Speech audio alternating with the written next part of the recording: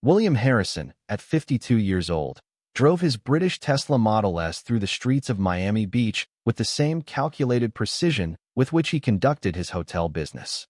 His fingers tapped on the leather steering wheel as he mentally reviewed the numbers from his latest acquisition, a five-star resort in Key West that he had purchased for an amount that would keep any ordinary person awake at night. The businessman wore a charcoal gray Armani suit, perfectly tailored to his athletic physique, maintained at the expense of expensive personal trainers and exclusive gyms. His gray hair was impeccably styled, and the Rolex on his wrist was worth more than a middle-class apartment. William was known in Miami's business circles as a ruthless man in business, capable of firing employees without a second thought when the numbers didn't add up in his favor. That morning, he was heading to another meeting at his office in South Beach, where he would sign contracts to expand his hotel chain throughout the Southeast. The heavy traffic on Ocean Drive forced him to stop at a red light, right in front of Miami Beach. It was then that his gray-blue eyes caught a scene that left him completely paralyzed, as if time had frozen around him. Across the street, near the stalls of street vendors, a familiar figure was handling an improvised cotton candy cart. It was Clara Johnson, 41 years old, the woman who had been his cook for 4 years and whom he had fired just 2 weeks earlier. She looked thinner than William remembered, her dark brown hair pulled back in a simple bun, wearing a faded white blouse and jeans that had seen better days. Beside her, a girl of about 7 helped serve customers, her thin braids swaying as she smiled with a sweetness that tugged at his heart. "It can't be," William murmured to himself, feeling a tightness in his chest that he couldn't explain. The girl was Sophia, Clara's daughter, whom he had only seen a few times when her mother needed to bring her to work during school breaks. In those few occasions, the child had left an indelible impression on the businessman with her precocious intelligence and disarming questions about the adult world. The light was still red, but William couldn't look away. He watched Clara interact with customers, always with a gentle smile, even when some foreign tourist complained about the price in broken English.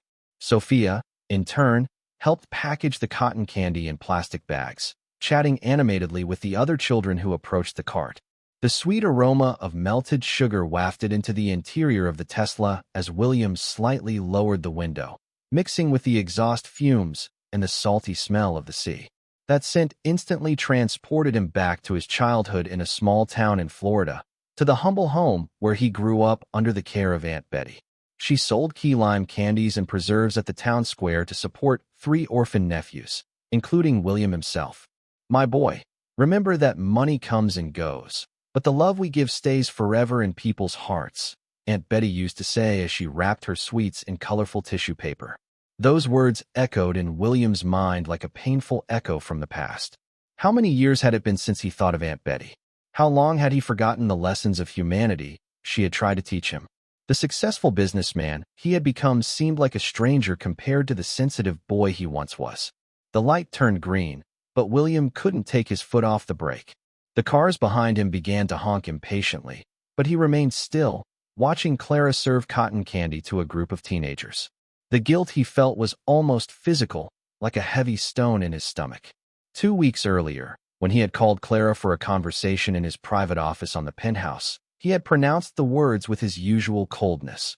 "Clara, unfortunately, we will have to let you go. We are restructuring the domestic staff to optimize costs." She had merely nodded, murmured an almost inaudible, "I understand, Mr. William," and asked about her severance and notice period. No tears, no protests, no pleas. Just a silent dignity that now made him feel like the worst of men. "Optimize costs," he repeated mentally, with bitterness.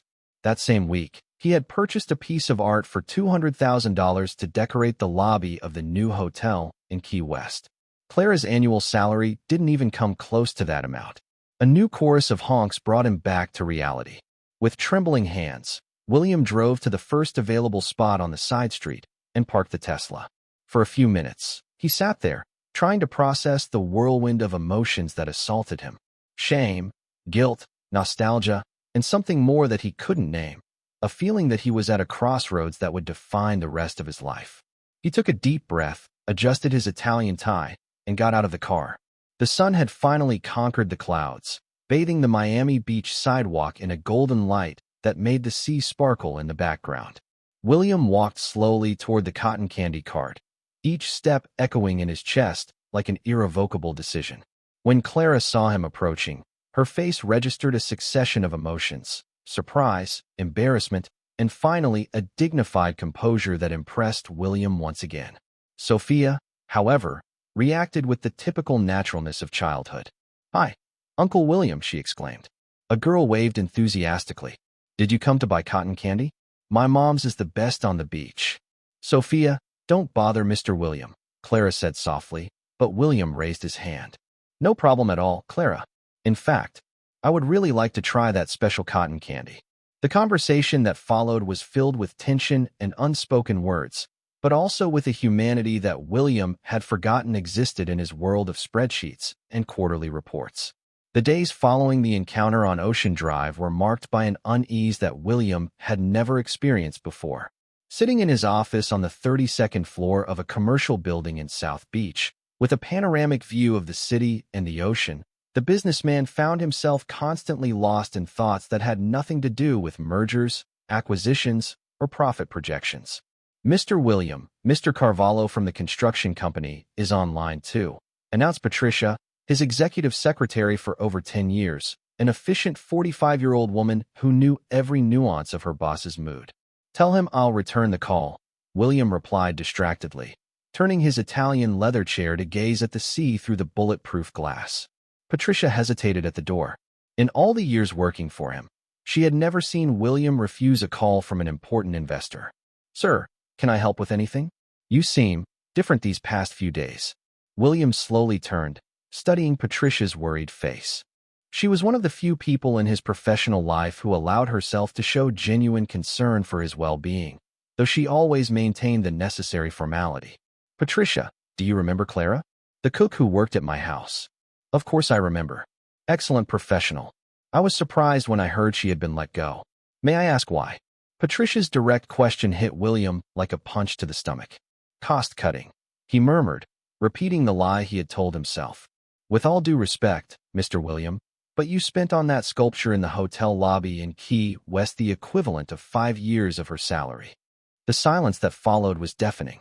William stared at Patricia, realizing that even his secretary had noticed the inconsistency of his decision. "Thank you, Patricia. That will be all." Alone again, William picked up the phone and dialed a number he had memorized but never used: Clara's cell phone.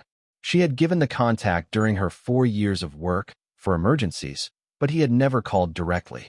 He always communicated through the housekeeper or left messages. "Hello." Clara's voice sounded tired. "Clara, it's William. William Johnson." A long silence. "Good afternoon, Mr. William. How can I help you?" The formality in her voice felt like a stab. "I would like to talk to you.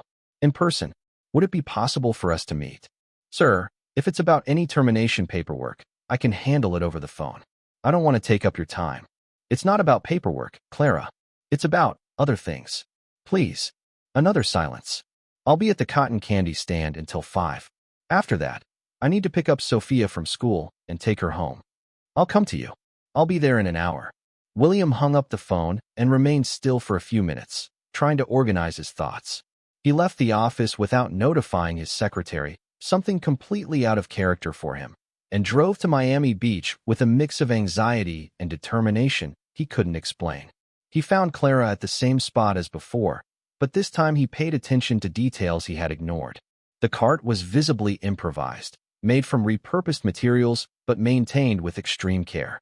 Each piece was clean and organized, demonstrating the meticulousness Clara had always shown in everything she did.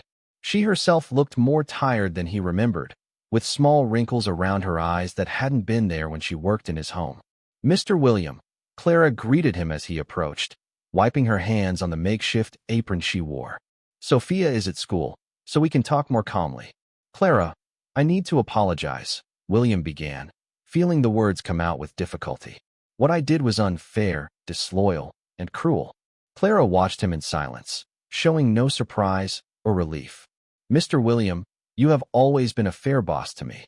You paid on time, respected my hours when possible. You don't owe me an apology. But I do.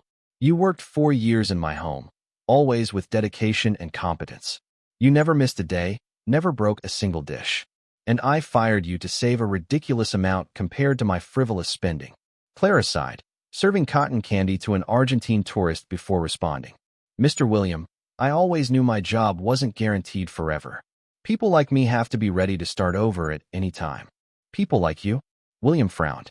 What do you mean by that? Domestic workers, sir. Cooks. People who work in rich people's homes. Clara's voice had a tone of resignation that deeply unsettled William. We always know we can be let go at any moment. It's part of life. That's unacceptable, Clara. You are not just a domestic worker. You are a qualified professional, a person with dignity, a mother. Clara interrupted him with a sad smile. Mr. William, you're feeling guilty, and I understand that. But you don't need to. I got this job here on the beach. I'm managing. Sophia is doing well, studying, growing healthy. We're not starving or sleeping on the street. Where are you living? Clara hesitated, clearly uncomfortable with the question. We're sharing a room at a friend's house in a neighborhood. It's temporary, until I save enough money to rent a place of our own. The information hit William like a slap. The neighborhood was over an hour away by bus from downtown. Clara had to wake up before dawn to get to Miami Beach, work all day on her feet under the sun, and then face another. It was time to travel to pick up his daughter from school. Clara, I want to correct my mistake. I want to rehire you, with a better salary, a formal contract, all the benefits. No, Mr. William. The response was firm and immediate. Thank you very much for the offer, but I cannot accept. Why? William was genuinely surprised. In his world, all situations could be resolved with money. Clara stopped stirring the sugar and looked him directly in the eye. Because now I am my own boss. I don't depend on anyone to decide if my work is worth something or not. I can be dismissed by clients, of course, but not by a whim or a spreadsheet. The dignity in Clara's voice was impressive. William realized he was facing a character strength he rarely found in his social circle, where most people bowed before economic power. Besides, Clara continued, Sophie enjoys coming with me on weekends. She is learning about work, about honesty, about making her way in life. These are lessons she wouldn't learn by watching her mom work in the kitchen of a mansion. William fell silent, processing her words. A part of him felt even guiltier, but another part experienced a growing admiration for this woman he had only superficially known for 4 years. Can I at least help in some way? Perhaps a loan for you to upgrade your equipment, formalize the business. Clara smiled, but shook her head. Mr. William, you are a good person, I can see that. But charity is not what I need. What I need is to build something with my own hands, to teach Sophie that we can be poor, but we don't have to be dependent. In that moment, William understood that he had found someone who represented everything he had lost over the years: integrity, purpose, and a deep understanding of what truly matters in life.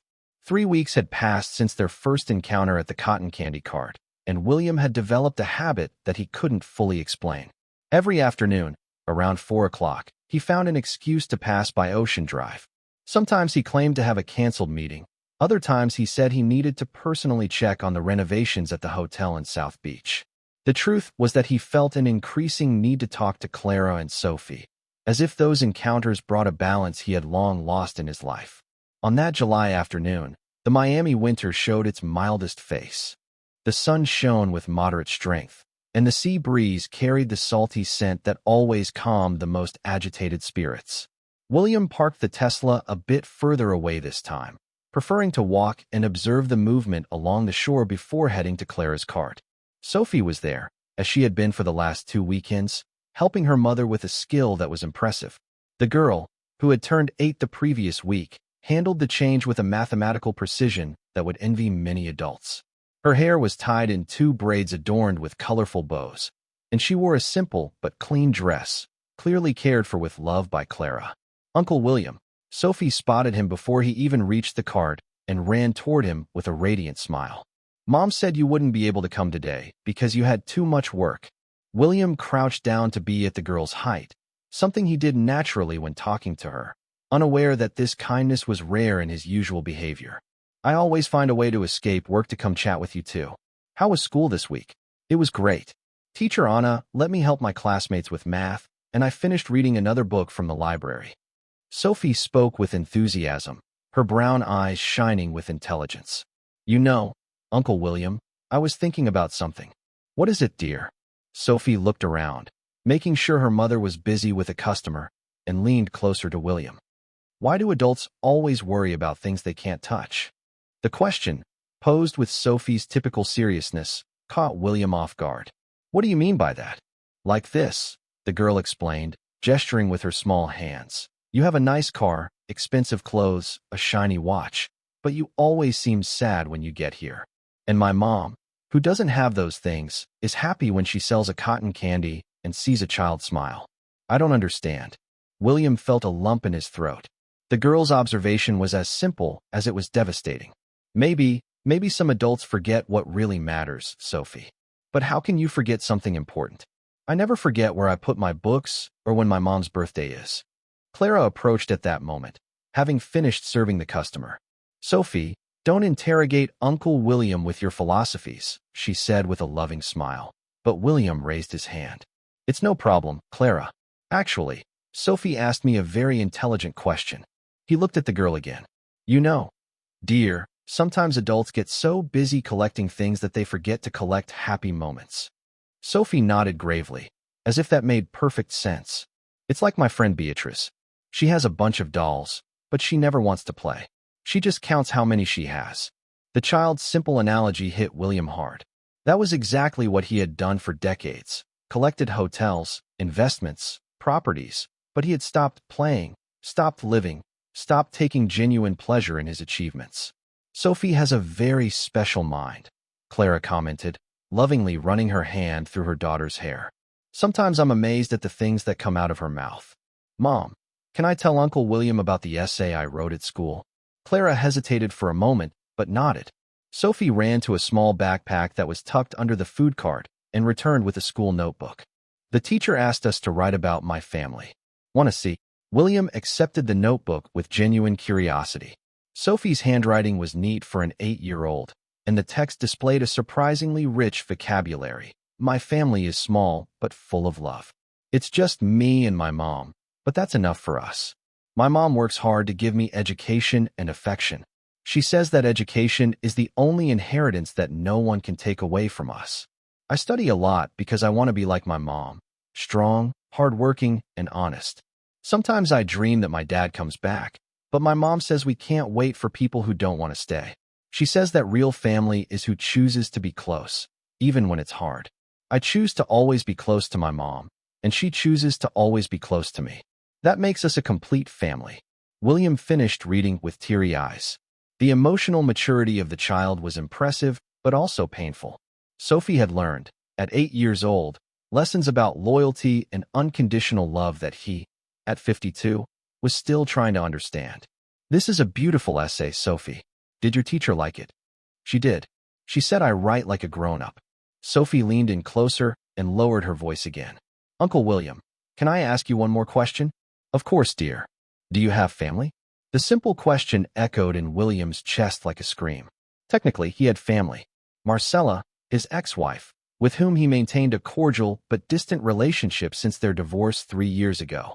Rodrigo, his 26-year-old son, who graduated in business administration and worked formally at the company, but showed more interest in parties and travel than in business.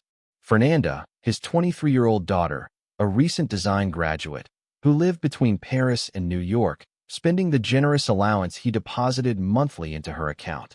I have children, he replied carefully, but we don't see each other much. Why? Do they live far away? No, Sophie. They live right here in Miami. But it's complicated. Sophie furrowed her brow, clearly trying to understand. Uncle William, if I had a dad, I would want to be with him all the time, especially if he was nice like you. The child's innocent comment was a painful revelation.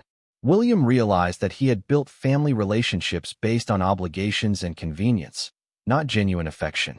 Rodrigo and Fernanda reached out to him when they needed money or when there was some social obligation.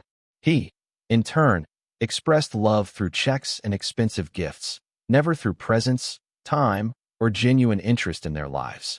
Sophie, you are a very wise girl, he finally said. Maybe I need to learn a few things from you about how to be a real family. I can teach you, she exclaimed excitedly. It's easy. First, you need to like being around the person. Second, you need to care if they're okay. Third, you need to share the good things and help when things get bad. That's it. Clara, who had been listening to the conversation while organizing the food cart, looked at William with an expression that mixed tenderness and compassion. Sophie simplifies everything, doesn't she? Sometimes I think kids understand better than we do how life should be.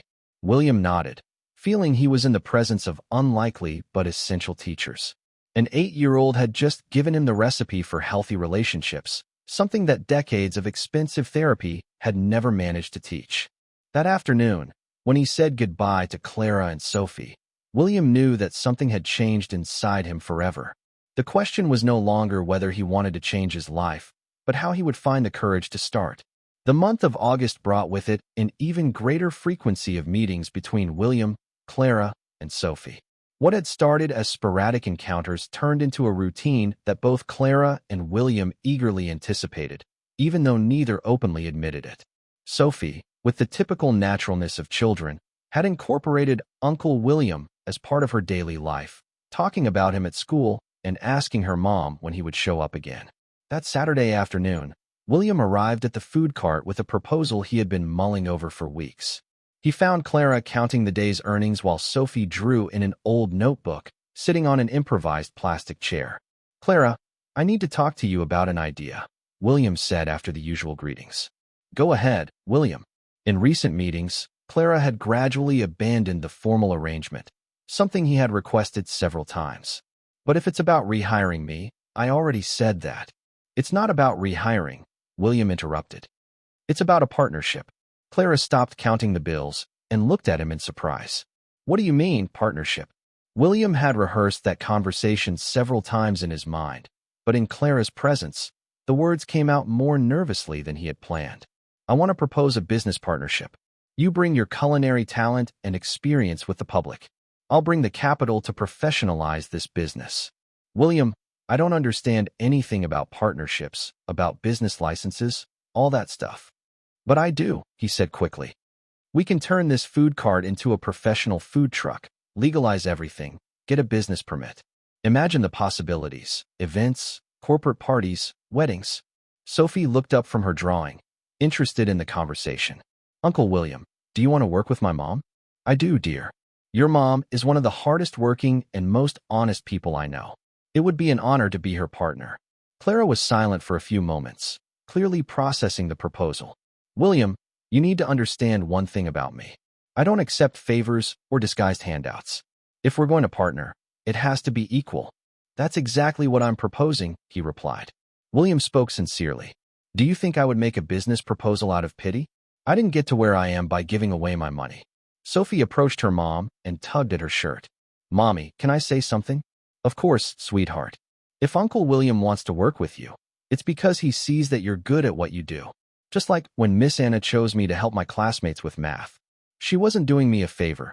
She saw that I knew how to teach." Sophie's simple observation broke the tension of the moment. Clara smiled at her daughter and then looked at William. "I need to think, William. It's an important decision." "Of course. But while you think, can I tell you something about myself that might explain why this partnership is important to me too?" Clara nodded, and William adjusted himself in the plastic chair that Sophie had brought for him. It was the first time he would truly open up about his past to someone outside his close circle. "I was born in a small town in Florida. My father died when I was 5. My mother couldn't support the household and left me with my Aunt Betty. She sold candy at the town square to raise 3 orphan nephews."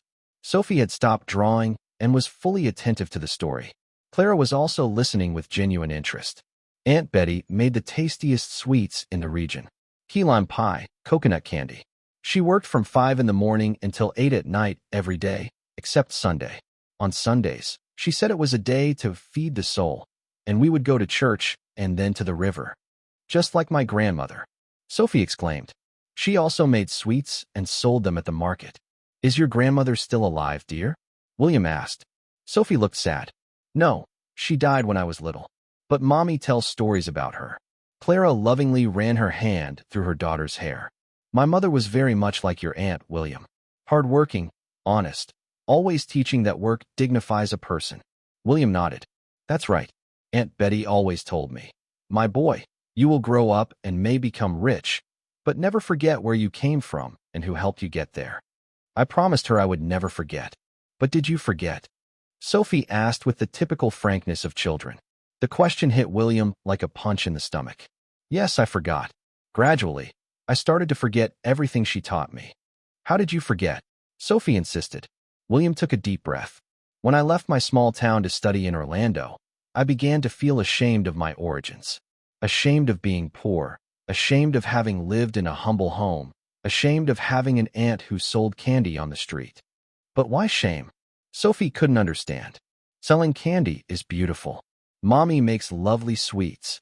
Because I wanted to be accepted by the wealthy, William confessed with difficulty. I wanted no one to know that I had been poor. So I started lying about my background, invented that my family had money, that I had studied at a private school. Clara watched him with an expression that mixed compassion and disappointment. And did it work? Did you feel better lying? At first, yes. I managed to enter the social circles I wanted, married a woman from a traditional family, built a successful company. But, Sophie encouraged him to continue. But I became an empty person, Sophie. I had money, but I didn't have true friends. I had a family, but I didn't have real love. I had success, but I didn't have peace. Sophie was silent for a moment, processing the information. Uncle William, do you think your aunt would be sad if she knew you felt ashamed of her? The child's question was like a knife to William's chest. He felt tears forming in his eyes. I think so, dear. I think she would be very sad. But she would also be happy if you stopped feeling ashamed, right? Sophie, you are very wise for an 8-year-old. Clara, who had remained silent for most of the conversation, finally spoke. William, thank you for sharing this with us. It must have been difficult. It was. But you too remind me of who I was before I lost my way. That's why I want this partnership, Clara. It's not just about business. It's about me trying to reconnect with the person I promised to be for Aunt Betty. Clara was thoughtful for a few minutes. Sophie returned to her drawing, but it was clear she was still paying attention to the adults' conversation. If I agree, Clara finally said, it has to be with a few conditions. Go ahead. First, I will continue living where I am until I can get a better place with my own money. No paid apartment or borrowed house. Agreed. Second, business decisions are made together. You may understand more about companies, but I understand more about the product and the customers. That makes perfect sense. Third, if the business grows, we hire other women who are in the same situation I was in. Single mothers, women who need an opportunity. William smiled. That condition reminds me of something Aunt Betty would say. Sophie got up from her drawing again. Can I give an opinion? Of course, sweetheart, Clara replied. I think you two are kind of silly. The two adults looked at each other, surprised. Why silly, Sophie? William asked. Because you keep talking about business, conditions, money. But what really matters is that you like each other and want to work together. The rest is just paperwork. Once again, the simplicity of the child cut through all the complications the adults had created. Clara and William laughed, realizing that Sophie had perfectly summed up the situation. So is it decided? William asked, extending his hand to Clara. Clara looked at the extended hand, then at Sophie, who nodded enthusiastically, and finally at William's sincere face. It's decided, she said, shaking his hand. William held her hand. At that moment, the three knew that something much bigger than a business partnership was beginning. The first days of September brought a renewed energy to William's life. For the first time in decades, he found himself waking up eager to work, but not for the usual reasons. Beside Clara, he had dived headfirst into formalizing the partnership and planning the new venture. The corporate law firm he had always used for his transactions was now handling the paperwork for a partnership between a millionaire businessman and a former domestic worker selling cotton candy, a situation that raised curious eyebrows among his employees. Mr. William, I need to clarify a few points about this new company, said Frank Adams, his lawyer for over 15 years, a 60-year-old man with thick glasses and an almost comical seriousness. What percentage will Ms. Clara Johnson be a partner with? 50%, William replied without hesitation. Frank nearly dropped his glasses. Excuse me? 50%? But sir, you are contributing all the initial capital. And she is bringing all the product knowledge, all the experience with the public, and all the dedication that will turn this investment into profit. 50-50. Frank shook his head, clearly concerned about the mental sanity of his oldest client. Sir, with all due respect, but this is not a sensible business decision. You don't even know this person's credit history. Frank, William interrupted firmly. You are being paid to legalize the partnership, not to question my decisions. If you have a problem working with an equal partnership, I can find another lawyer. The dry tone of William made Frank back down immediately. Of course not, sir. I apologize. It's just that, it's an unusual situation. Life is unusual when we decide to truly live, William replied, using a phrase that Sophie had said a few days earlier that had been echoing in his mind. Meanwhile, Clara was facing her own challenges adapting to the new reality. That afternoon, she was sitting at the plastic table in the backyard of the house where she shared a room with Sophie, studying papers and contracts that William had brought for her to analyze. Her friend Lisa, the homeowner, watched the scene with a mix of admiration and concern. Clara, girl, are you sure about what you're doing? Lisa asked, a 45-year-old woman who worked as a cleaning assistant in a public hospital. This man is very rich. Rich people don't partner with poor people out of kindness. There's something behind this. Clara stopped reading the contract and looked at her friend. Lisa, do you think I'm that naive? Of course, I've thought about all this. But living with him these weeks, seeing how he treats Sophie, seeing the way he talks about his own family. What way? With sadness, Lisa. He has rich children, an ex-wife who is wealthy, a big house, expensive cars, but when he talks about his family, it seems like he's talking about strangers. Yet when he talks about the aunt who raised him, when he shares stories from his poor childhood, his eyes light up. Lisa didn't seem convinced. A rich man is an expert at putting on a show, Clara. He might just be having fun with you. Maybe, Clara admitted. But what if it's not? What if it's a real chance for me to give Sophie a better life? What if it's a chance to help other women who are in the same situation I was? Sophie appeared in the backyard, coming back from the public school she attended. Her hair was messy, and her uniform showed signs of an afternoon of playing in the yard. Mom, can I tell you something that happened at school today? Of course, sweetheart. But first, go take a shower and change your clothes. It's about Uncle William, Sophie exclaimed, ignoring the instruction about the shower. Clara and Lisa exchanged glances. What about Uncle William? The teacher Anna asked if anyone knew someone who had changed their life, and I told her about him. Sophie, what exactly did you say? Clara asked with some apprehension. I said that Uncle William was a very rich person, but that he was sad because he had forgotten how to be happy. Then he met us and is learning again. Lisa burst into laughter. Oh, girl, you really have no filter. And what did the teacher say? Clara wanted to know. She said that sometimes adults need children to teach them about important things, like love and friendship. And she said that stories of people who change for the better are the most beautiful of all. Clara felt a wave of pride for her daughter's sensitivity. Sophie had the ability to see the heart of people beyond appearances, a skill that Clara hoped she would never lose. Sophie, did you tell the teacher about Mom's partnership? I did. I said you're going to have a real company and that you're going to give jobs to other moms who need them. The teacher said you're an entrepreneur. Entrepreneur. Clara repeated the word, savoring the sound. She had never thought of herself in those terms, but she liked the idea. That same afternoon, William had a conversation he had been postponing for weeks. He had arranged a dinner with his children Ryan and Jessica at the sushi restaurant they had frequented since their teenage years, a discreet place in a trendy neighborhood in Miami where they could talk without being disturbed. Ryan, at 26, was a younger version of his father, tall, athletic, with well-groomed dark hair and a posture that revealed privilege from the cradle. Jessica, at 23, had inherited her mother's elegant beauty and her father's strong temperament, although she channeled that energy into artistic activities instead of business. Dad, you've been acting strange lately, Jessica commented while they waited for their dishes to arrive. Mom said you've been making some weird partnerships. Weird how? William asked, although he knew perfectly well what she was talking about. Like a partnership with a domestic worker? Ryan said with a dismissive tone. The words deeply irritated the father. Clara is not a housekeeper. She was my cook, and now she is my partner in a new venture. Dad, with all due respect, Jessica said.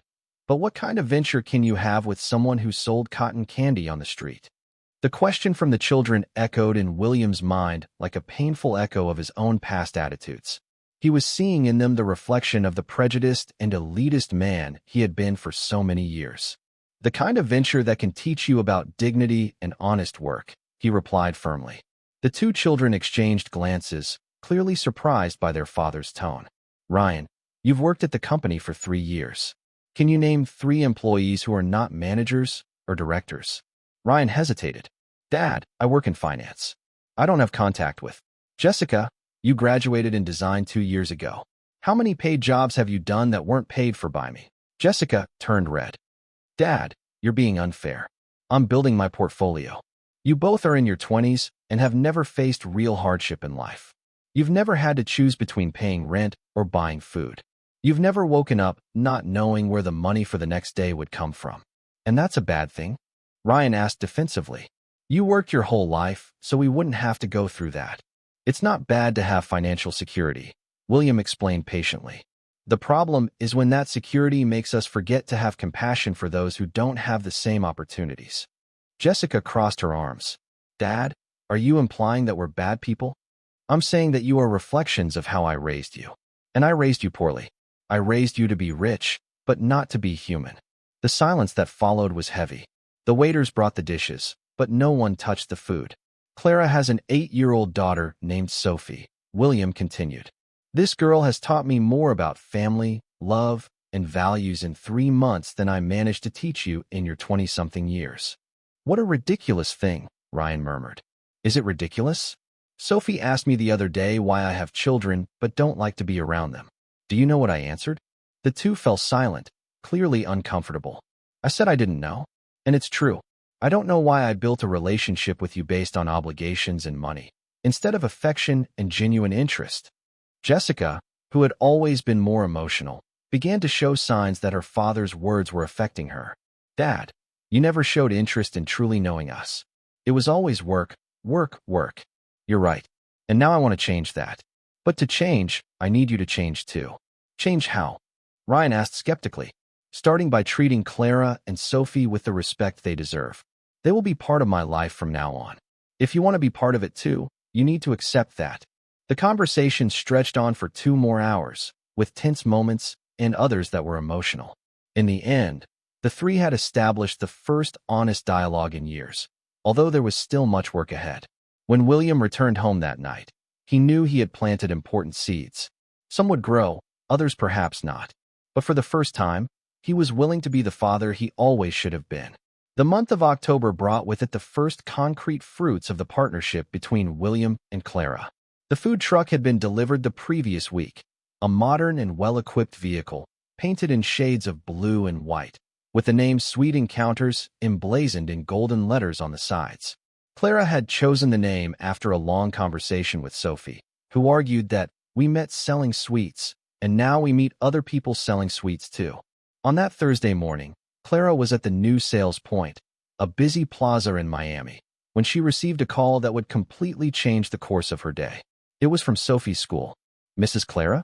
This is Mrs. Smith, the principal. Sophie fell ill during gym class. Can you come pick her up?" Clara's heart raced. "What kind of illness? Did she get hurt?" "She didn't get hurt, but she fainted during the run.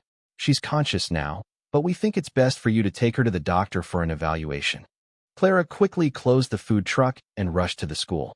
She found Sophie lying in the nurse's office, pale but awake, quietly talking to the nurse about a book she had read recently. "Mom." Sophie tried to sit up when she saw Clara, but the nurse kept her lying down. "Calm down, sweetheart. How are you feeling?" "I'm fine now. I just felt a little dizzy during the run. It must be because I didn't have my coffee properly this morning." Clara knew that wasn't true. Sophie had had her coffee normally, and besides, she had always been an active and healthy child. A growing concern over the past few weeks intensified. Sophie had been more tired than usual, with less appetite, and had lost a bit of weight. At the nearest public hospital, after 3 hours of waiting, they finally managed to get an appointment.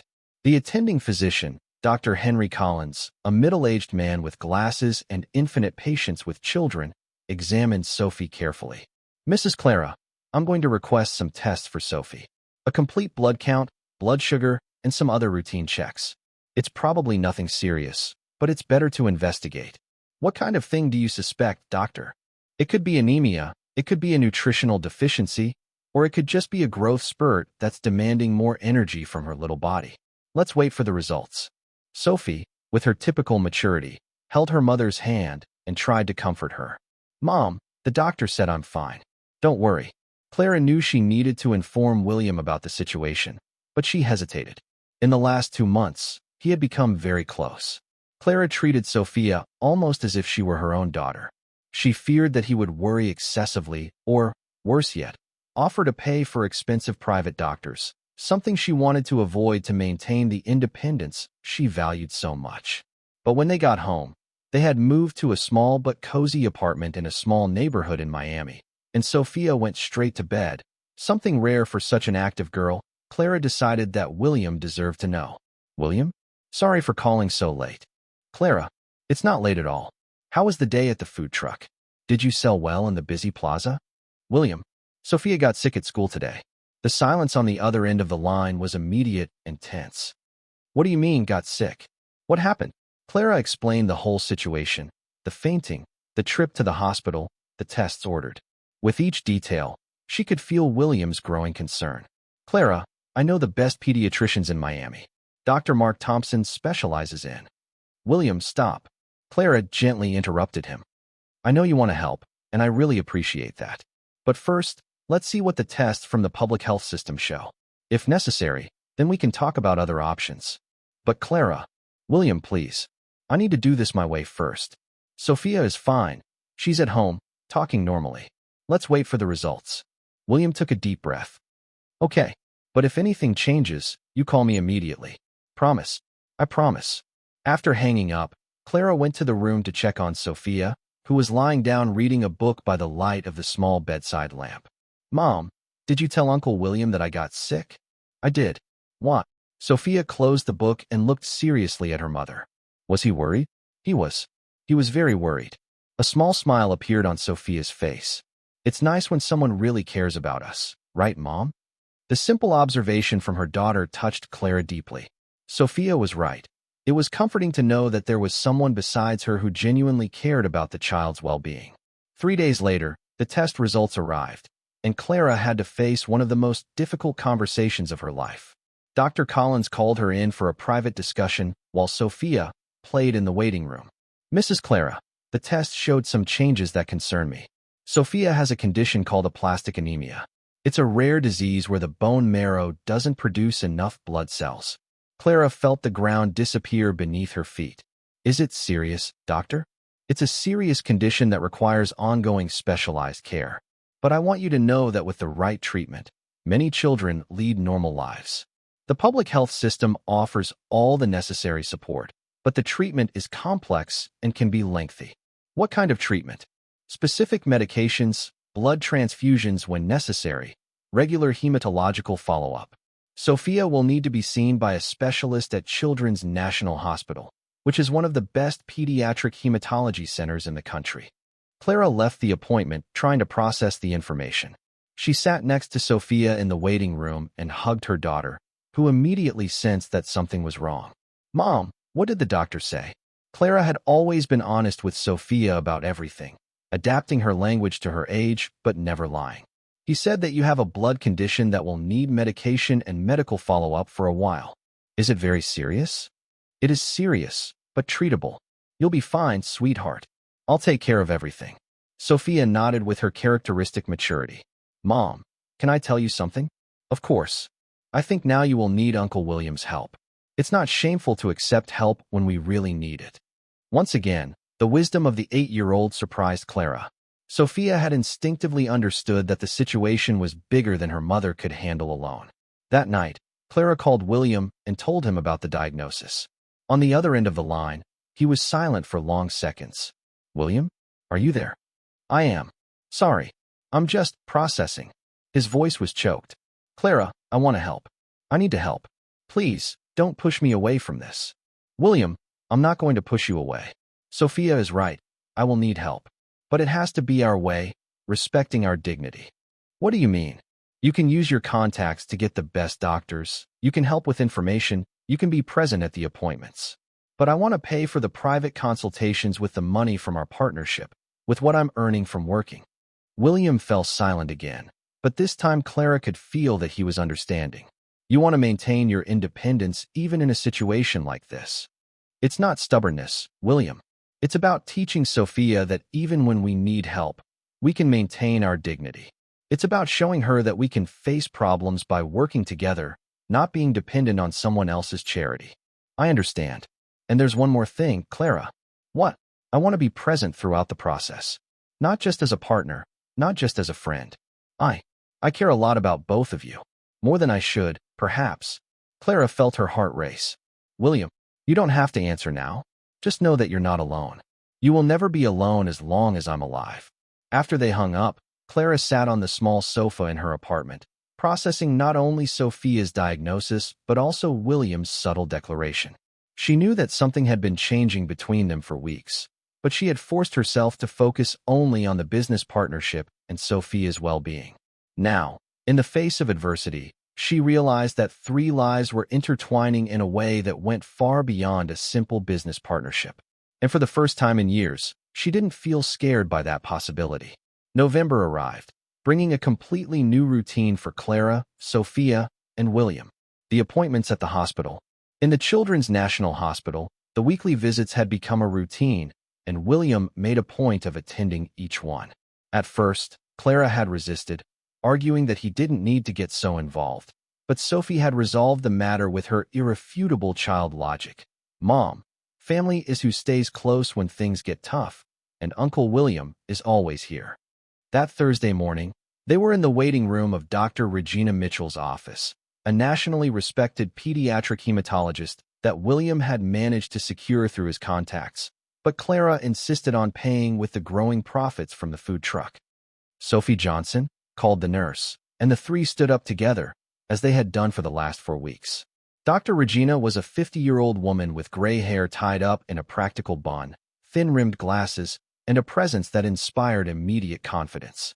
She specialized in complex pediatric cases and had the rare ability to talk to children as equals, without infantilizing them. "How is our little warrior feeling this week?" the doctor asked, addressing Sophie directly. "I'm fine, Dr. Regina. I haven't had any dizzy spells, and my mom said I'm eating better." "Excellent. And the medications? Are you taking them as prescribed?" Sophie made a face. "They're horrible, but I take them all. Uncle William bought a special cup with designs that makes it easier." The doctor smiled and looked at William. "Uncle William has good ideas, it seems." "Sophie is the one teaching us how to make things work better," William replied, affectionately ruffling the girl's hair. During the physical exam, while the doctor listened to Sophie and checked her vital signs, Clara and William remained silent, observing every movement with the attention of experienced parents. In the past 2 months, they had developed a natural rhythm in caring for Sophie, sharing responsibilities without needing to discuss who would do what.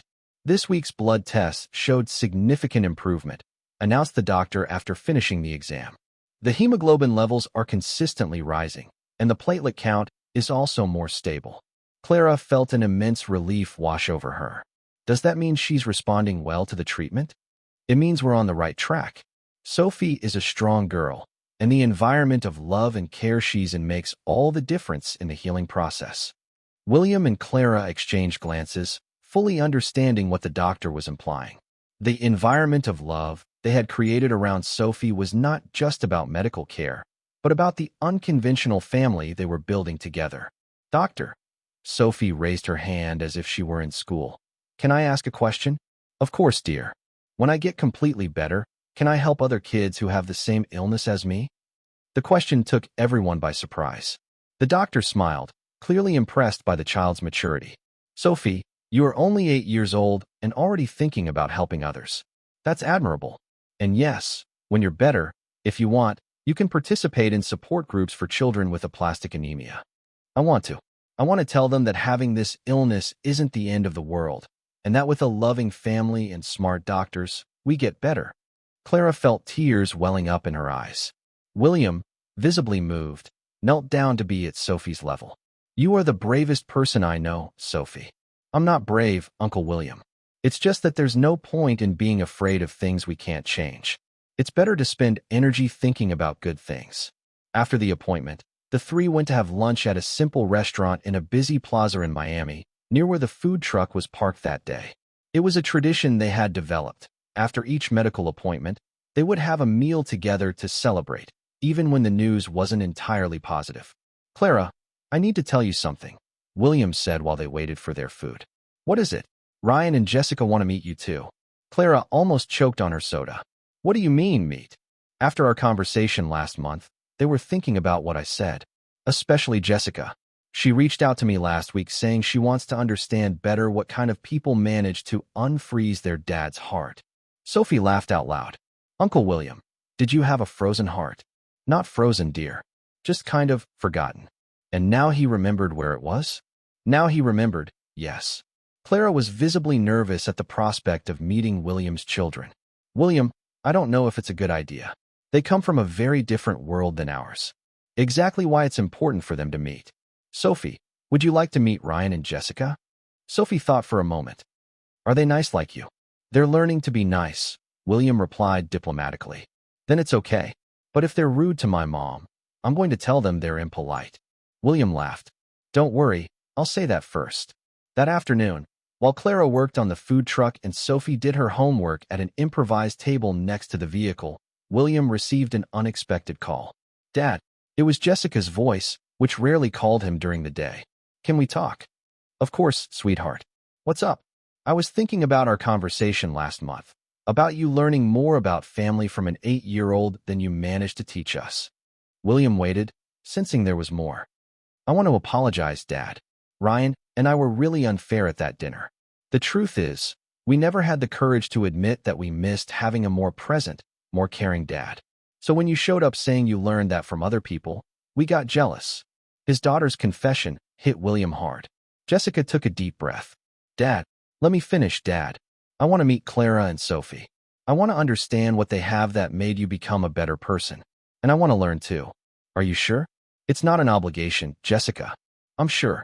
And Ryan wants to as well. He's just too shy to admit it. He was really touched when you said you didn't know why you didn't like being around us. Because the truth is, we didn't know how to be around you either." William was moved by his daughter's honesty. "Jessica, it's not your fault. I was an absent father and—" "Dad, enough with the guilt. Let's start over. All of us. You, me, Ryan, Clara, and Sophie. Let's try to be a real family, even if it's a strange family." When William shared the conversation with Clara and Sophie that night, Sophie clapped excitedly. "That's great. We're going to have a big family. Like a TV show." Clara, still nervous, asked, "William, are you sure they won't judge us?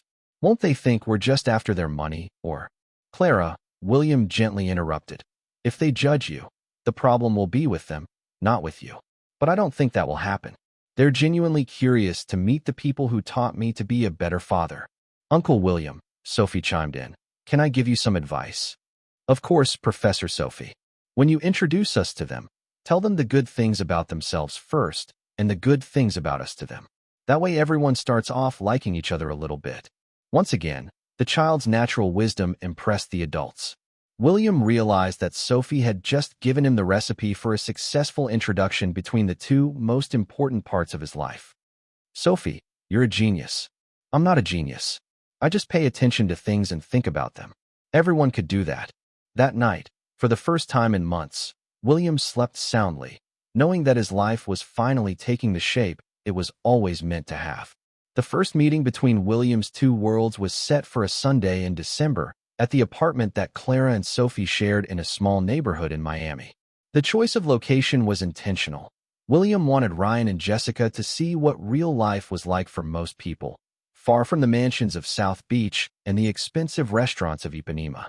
Clara had spent the entire week nervously cleaning every corner of the small 2-bedroom apartment and planning a lunch that would be special, yet within her financial means. Sophie, on the other hand, was incredibly excited about the prospect of meeting her almost siblings, as she had started calling Ryan and Jessica. "Mom, do you think they're going to like my room?" Sophie asked for the 10th time that morning while organizing her books on the small wooden shelf that William had bought for her. "I'm sure they will, sweetheart. Your room is full of personality." And that was true. Sophie's room, though small, was filled with drawings taped to the wall, books organized by size and color, and a collection of colorful stones she collected during weekend outings. William arrived first at 11 in the morning, carrying flowers for Clara and a new board game for Sophie. He wore a more casual outfit than usual, dark jeans and a white cotton shirt, in an attempt to appear less formal. "How are you feeling?" he asked Clara, who was visibly tense. "Nervous. What if they don't like us? What if they think you're making a mistake getting involved with people from our social class?" Sophie appeared in the living room at that moment, wearing her best dress, a simple navy blue model that Clara had sewn for her, with her hair carefully braided. "Mom, stop worrying. Uncle William said they're good people who are just learning to be better, just like everyone else." William smiled at the girl. "Sophie is right. Besides, you two are the most authentic people I know. If they can't see that, the problem is theirs." At 11:30, Ryan and Jessica arrived together, clearly as nervous as Clara. Ryan was driving a white BMW and wore expensive but understated clothes, an obvious attempt not to seem excessively wealthy. Jessica was more relaxed, wearing a simple dress and flat sandals, carrying a bouquet of flowers and a box of sweets. "Dad." Jessica kissed William's cheek and turned to Clara. "You must be Clara. Nice to meet you. I'm Jessica." Clara quickly wiped her hands on her apron and extended her hand, but Jessica warmly hugged her, immediately breaking the ice.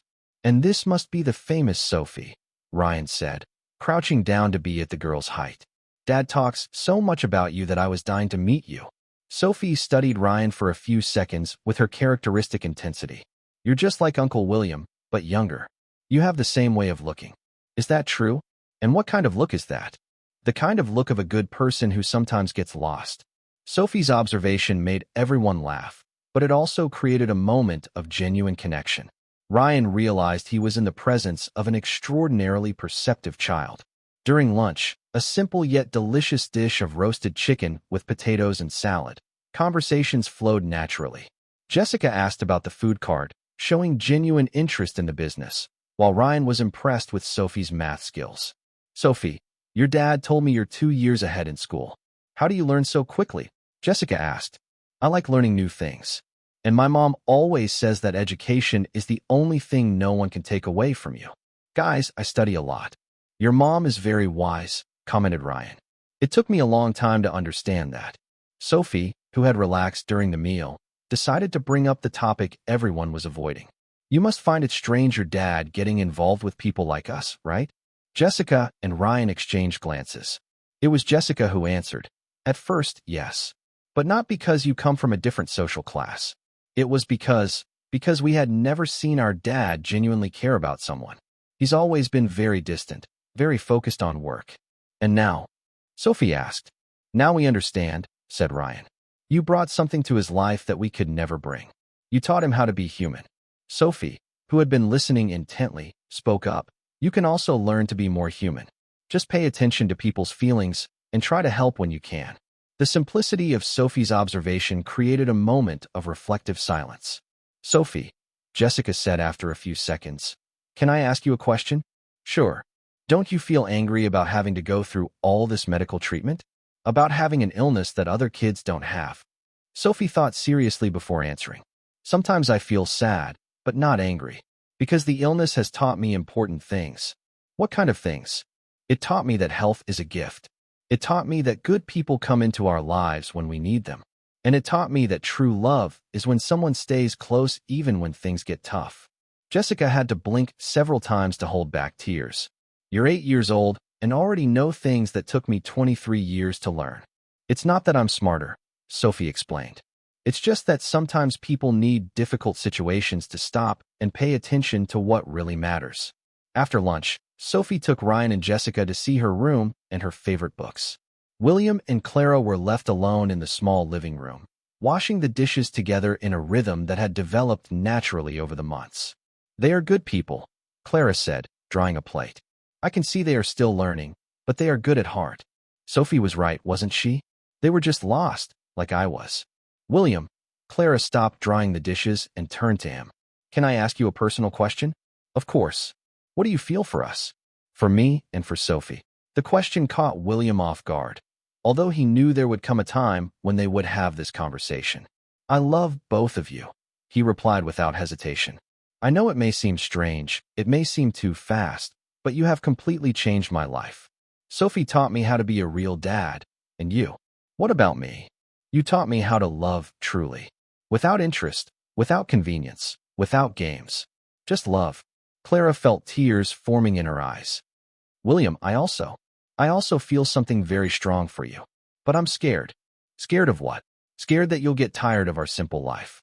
Scared that one day you'll wake up and realize you could have any woman you want, beautiful and wealthy women, and wonder what you're doing with a former housekeeper and her sick daughter." William put down the dish towel and took Clara's hands. "Clara, look at me. I spent 50 years of my life having any woman I wanted, having everything money can buy. And you know what I had in the end? Nothing. An immense void where my heart should be. But there are no buts. You and Sophie are the only people who make me feel complete. You are my real family, the family I chose, not the one imposed on me by circumstances." At that moment, they heard laughter coming from Sophie's room. They peeked in and found Ryan, Jessica, and Sophie sitting on the floor, playing a card game, chatting animatedly as if they were longtime friends. "I think your family has already accepted us," Clara commented softly. "I think our family has already formed," William corrected, wrapping his arm around Clara's waist. When Ryan and Jessica left in the late afternoon, both were visibly emotional. Jessica hugged Clara tightly. "Thank you for bringing our dad back to us," she whispered in her ear. Ryan, in turn, knelt down to say goodbye to Sophie. "Sophie, do you want to have an older sister and a slightly clumsy older brother?" "I do. But you have to promise to visit us all the time." "We promise." That night, after Sophie went to bed, William and Clara stayed talking on the small balcony of the apartment, watching the city lights and planning a future that, for the first time, seemed real and possible for both of them. January 2025 arrived, bringing changes that no one had completely anticipated.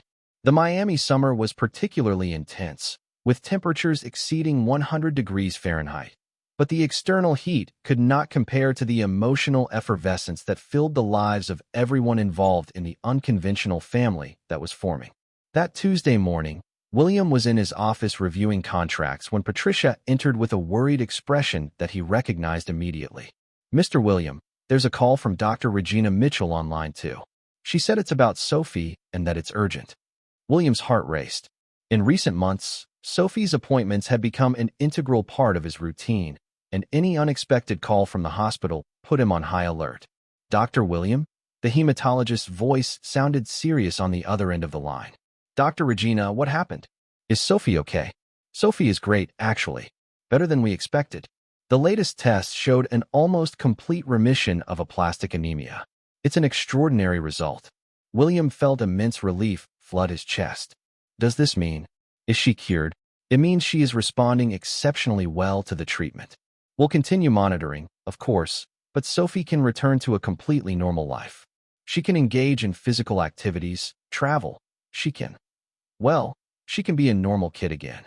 "Doctor, that is, it's the best gift we could receive. Does Clara know yet?" "I just called her. She cried so much that she almost made me cry too." The doctor chuckled softly. "Dr. William, may I make a personal observation?" "Of course. In 30 years of medicine, I've learned that the emotional environment directly influences patient recovery. Sophie had an exceptional recovery because she was surrounded by love, care, and emotional stability. You all did an exemplary job as a family." After hanging up, William sat for a few minutes, letting the news fully settle in his mind. Sophie was well. The girl who had become like a daughter to him, who had taught him about unconditional love and simplicity, was cured. He canceled all his meetings for the day and headed straight to the apartment in a small neighborhood in Miami, where he found Clara and Sophie celebrating in the small living room, with an improvised cake that Clara had made with the ingredients she had at home. "Uncle William." Sophie ran to hug him as soon as he entered. "Did you hear the news? I'm going to be completely better." "Yes, dear. I'm so happy, I don't even know how to express it." Clara approached, her eyes still red from crying. "William, thank you. Thank you for being with us through all of this. I don't know how I would have faced it alone." "You don't need to thank me. I'm the one who is grateful for being allowed to be a part of this. Sophie, always attuned to the feelings of the adults around her, sensed that there was something more in the air. Uncle William, do you want to say something to Mom?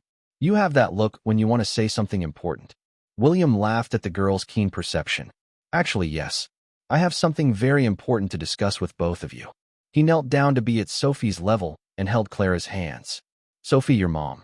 I want to ask her to marry me, but only if you agree. Because if she says yes, the three of us will be a real family forever. Sophie clapped excitedly. Of course I agree. I already consider you my heart dad. William turned to Clara, who had tears in her eyes again. Clara Johnson, will you marry me? William. Clara hesitated, but not out of a lack of love. Are you sure? Absolutely sure. Because if it's meant to be, it has to be forever. Sophie has already become very attached to you, and so have I. If you ever change your mind. Clara, William gently interrupted. I have never been so sure about anything in my life. You two are my true family. You are my home. Then yes. Yes, I accept your proposal. Sophie shouted with joy, and the three embraced in the middle of the small living room, with the improvised cake as a silent witness to the most important moment of their lives. 2 weeks later, William made a decision that surprised even Clara. They were having dinner in the apartment when he brought up the topic. Clara, I have a proposal to make. A proposal about our life moving forward. What kind of proposal? I want us to build a new life together. Not in my mansion in South Beach, not somewhere I choose unilaterally. I want us to choose together where we will live, how we will live. Sophie lifted her head from her plate of pasta. Like choosing a new house for everyone. Exactly. Maybe a house with a yard where you can play, Sophie. Maybe in a neighborhood where our different backgrounds won't be a problem for any of us. Clara looked thoughtful. William, are you talking about abandoning your lifestyle? I'm talking about building a new lifestyle that makes sense for the three of us. I don't need a mansion, expensive cars, 5-star restaurant dinners. I need you too. Peace and simplicity. But your businesses. My businesses will continue to operate. I can manage the company from anywhere in Miami. Besides, now we have our own business too. Sweet Encounters is growing so much that I'm thinking about expanding. Sophie put down her fork and looked seriously at the two adults. Can I give an opinion? Of course, dear. I think we should live in a house that has space to host Ryan and Jessica whenever they want to come. And that has an area where Mom can test new recipes for the food cart. And that has a little corner where Uncle William can work without getting stressed. Once again, Sophie's practical wisdom impressed the adults. She had perfectly summarized what would be an ideal home for the family they were building. Sophie, William said, do you want to help us look for this house? I do, but it has to have a big library for my books. And a well-equipped laundry area so I can wash our big family's clothes, Clara added. And a garden where we can host our employees' families for barbecues, William complimented.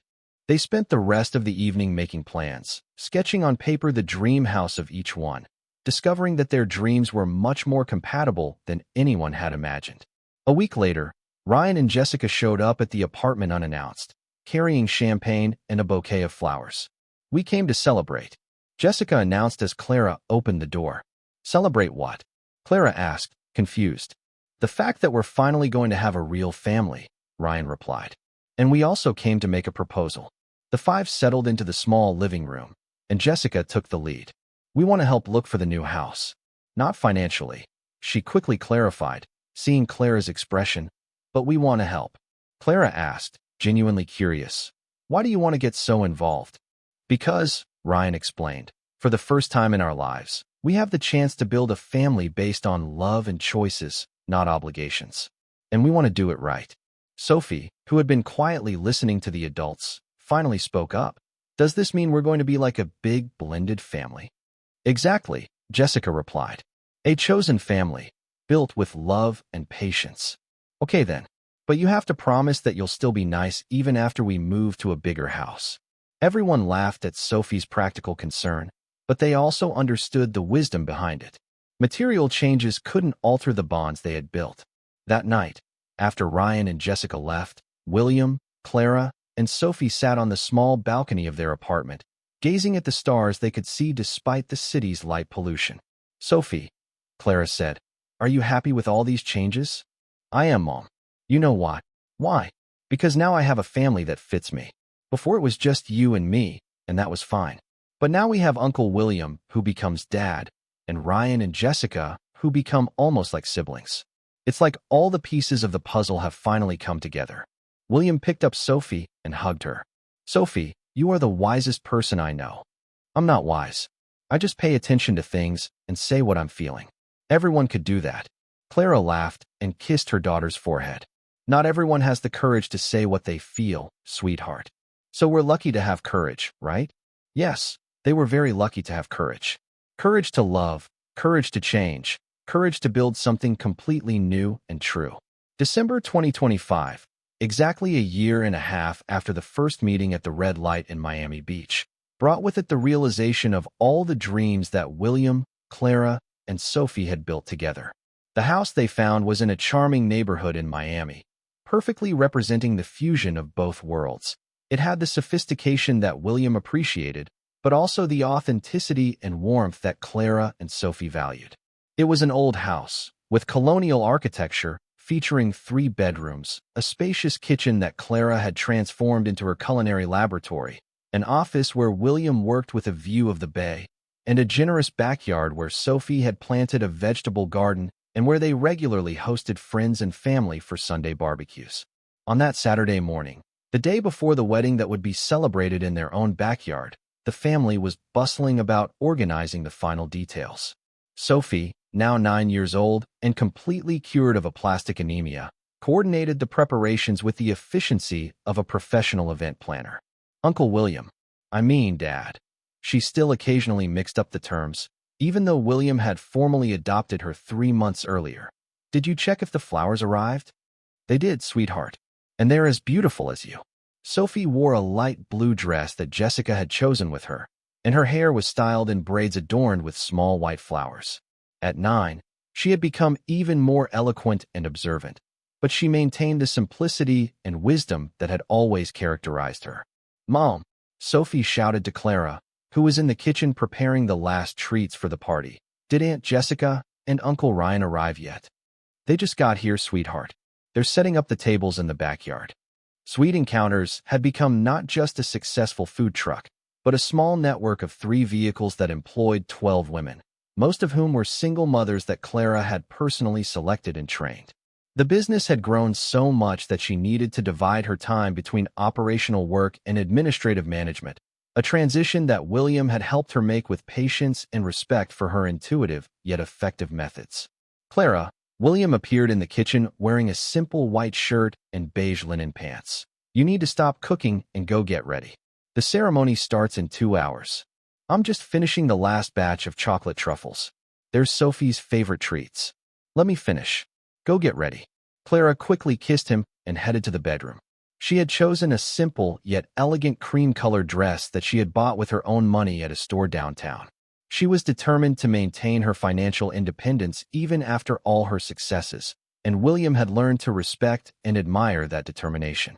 In the backyard, Ryan and Jessica were decorating the tables with flower arrangements they had made the day before. The relationship between the 4 had evolved into a genuine friendship, with Ryan often seeking Clara's advice on relationships. He was dating a public school teacher he had met through Sophie, and Jessica developing a sisterly bond with Sophie that included movie nights, shopping trips, and long conversations about books. Dad, Ryan called to William when he appeared in the backyard. Can I give a speech at the ceremony? Of course, son. But why the question? You've never asked for permission to speak before. Ryan laughed. Because this time I want to talk about things that really matter, and I want to make sure I do it right. At 3 o'clock in the afternoon, the small backyard in the charming neighborhood of Miami was filled with people representing the various chapters of each of the couple's lives. There were colleagues from Clara's time as a cook, some of the employees from Sweet Encounters, with their families, Sophie's teachers, some business friends of William, who had become genuinely close to the family, and Dr. Regina Mitchell, who had become almost like an aunt. Sophie's honor, Marissa, William's ex-wife, was also present, demonstrating an elegance and generosity that impressed Clara. She had become an enthusiastic advocate for their relationship, often commenting that she had never seen William so balanced and happy. The ceremony was officiated by a family friend who was a justice of the peace, But the most emotional moment came when Sophie asked to speak. "Can I say something?" she asked, climbing onto a small chair to be taller. "Of course, dear," Clara and William replied together. "I wanted to talk about family," Sophie began, with the seriousness that everyone already knew. "Some people are born into a family. Some people choose a family. And some people build a family. We did all three."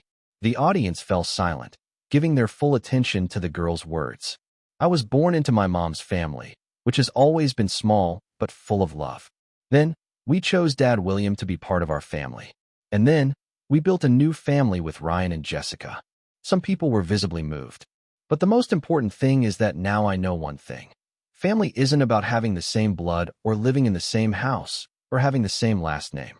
Family is about being close when things get tough, celebrating together when things are good, and always knowing there are people who love you just the way you are." Clara was openly crying, and William had to blink several times to hold back tears. "So, I want to say to everyone here, thank you for being our chosen family. And thank you, Mom and Dad, for teaching me that love is the only thing that really matters in life." The applause that followed was long and heartfelt. Ryan approached Sophie and picked her up. "Sophie, can I officially adopt you as my little sister? You're already my brother at heart. No papers needed for that." When it came time for the exchange of rings, William and Clara had prepared vows that reflected the extraordinary journey they had taken together. "Clara," William said, holding her hands, "you taught me that wealth has nothing to do with money. You taught me that family isn't about convenience, but about choice. You taught me that true love is about being present, not about giving gifts. I promise to be your partner in all the adventures we have yet to live, and I promise to never forget the lessons you and Sophie have taught me about what really matters in life." "William," Clara replied, "you came into my life at the moment I needed a miracle the most, disguised as something I didn't expect. You taught me that we deserve love even when we think we're unworthy. You taught me that true partnership is about respect and equality. And you gave Sophie the father she always deserved to have. I promise to be your partner in all the dreams we have yet to fulfill, and I promise to keep teaching you about simplicity whenever you forget."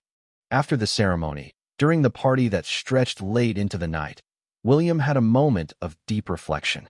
He was sitting in a chair in the backyard, watching Clara dance with Sophie, Ryan animatedly chatting with his teacher girlfriend, Jessica helping to serve the sweets, and dozens of people genuinely celebrating the family's happiness.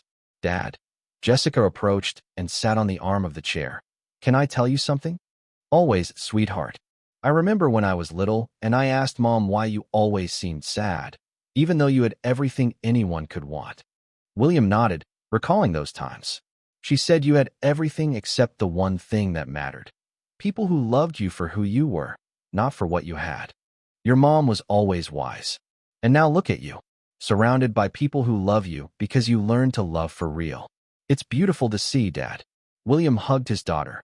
"Jessica, thank you for giving me a second chance to be the father you all deserved. Thank you for having the courage to change." Later, when all the guests had gone home and Sophie was sleeping in her room, William and Clara were alone in the backyard, sitting in the hammock they had bought together the week before. "Do you regret anything?" Clara asked, snuggling in her husband's arms. "I regret taking 50 years to find you too. And you? I regret doubting for a second that this was real. And now? Now do you believe it's real?" Clara looked around. The home they chose together, the backyard where Sophie played every day, the plants she had planted herself, the photographs of the gathered family scattered around. "Now I know this isn't just real. It's perfect." Sophie appeared at the kitchen door, still sleepy, wearing the unicorn pajamas Jessica had given her. "Can I stay a little bit with you in the hammock?" "Of course, dear. Come here." The three settled into the hammock, Sophie between her parents, gazing at the stars in the clear December sky. "Daddy," Sophie said sleepily, "do you remember when we first met at the cotton candy cart?" "Of course I remember. What? I knew that day you were going to be important to us." "How did you know?" "Because you looked at Mom the way we look at home when we've been away for a long time." William and Clara exchanged glances over Sophie's head, understanding once again that the girl's wisdom was a constant gift in their lives. "Sophie," Clara said, "you always knew things that adults take a long time to discover. It's not that I know special things. It's that I pay attention to what I feel here, She pointed to her chest. And I don't complicate it with my head. There, in that makeshift hammock in the backyard of a charming neighborhood in Miami. Under the December stars, the three realized they had found the recipe for genuine happiness. Unconditional love, true simplicity, and the courage to build something new based on what truly matters. A year and a half after that chance meeting at the red light in Miami Beach, William had discovered that the greatest wealth was not in his hotels or investments, but in the laughter of Sophie echoing through the backyard, in the smell of the key lime pies Clara was testing in the kitchen, in the deep conversations with Ryan and Jessica, and in the peace of sleeping every night next to someone who loved him just as he was. Clara had discovered that worthiness had nothing to do with social status or bank accounts, but with the ability to love and be loved. And Sophie had taught everyone that the strongest family is one built on conscious choices, daily affection, and the certainty that true love always finds a way to multiply rather than divide. The story that began with an arrogant businessman firing a humble cook transformed into proof that when two people meet at the right moment, with open hearts to learn and change, they can create something much greater than the sum of their individual parts. They can create a true family, lasting love, and a legacy of kindness that spreads to all those around them. If you enjoyed this, please like, subscribe to the channel, activate the notification bell, and if you watched until now, comment, "I watched until now," and share your opinion about this story. Oh, and don't forget to watch the next video that appears on the final screen. It's going to be very exciting.